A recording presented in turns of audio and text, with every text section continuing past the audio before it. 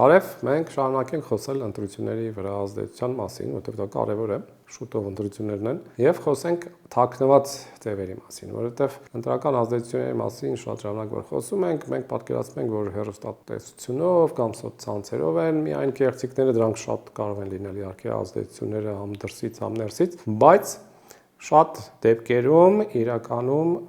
օֆլայն, այդպես կոչված, իրական կյանքում կուլիսների հետևում ազդեցությունները կարող են շատ մեծ հետևանքներ թողել։ Որովհետև այն մարդիկ, որոնք ուզում են ընտրությունների վրա անազնիվ ազդեցություն թողնել, իրենք բնականաբար գտնում են շատ տարբեր միջոցներ եւ հաճախ դա մարդիկ են, որոնք չեն խորանում ինչ որ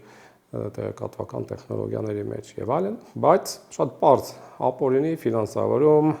ճնշում մարդկանց վրա, ընտրողների կազմակերպված մոբիլիզացիա կարող է լինի, վարչական ռեսուրսի չարաշահում եւ տարբեր տիպի համակարգված արշավներ, որոնց մարդկանց ներգրավում են ճնշելով։ Այնպես որ մենք կարող ենք խոսալ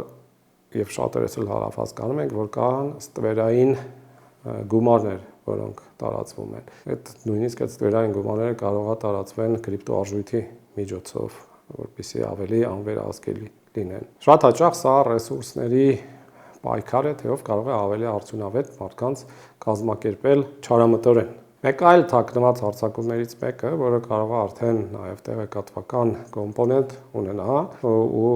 համակարգված լինի, դա հարձակումն է տարբեր տիպի հեղինակությունների վրա։ Բնականաբար ես այստեղ ինչ որ կրիմինալ հեղինակությունների մասին չեմ խոսում, բայց այն մարդիկ, որոնք կամ հակառակ կուսակցության ներկայացուցիչներն են, կամ որոշ չափով կարող են ազդել հանրային կարծիքի վրա եւ մեկ էլ հանկարծ մի հանրային դեմք, լրագրող, դիտորդ կամ տեխնացու միաժամանակ տարբեր կողմերից դառնում է թիրախ մեդիա արշավի, սոցցանցերով, մամուլով եւ այլն, եւ ուշադիր մարդը կնկատի, որ պատահական չէ, որ մեկ էլ 4 կողմից այս մարդուն ճնշում են եւ ստեղծում են արհեստական հանրային կարծիք, որպեսզի տպավորություն ստեղծվի, որ այս մարդը իսկապես չի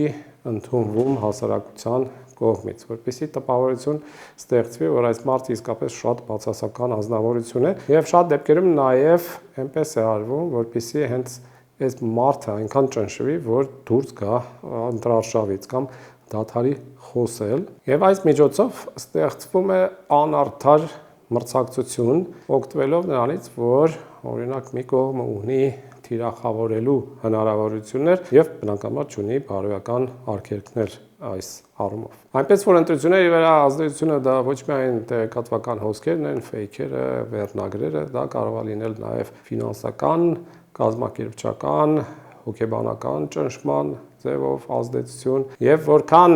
սրա կազմակերպիչները փորձում են սա պահել թաքնված, այնքան առողջ հասարակության համար կարեւոր է, որպեսզի սրա մասին խոսվի եւ բացահայտվեն այս մեթոդները։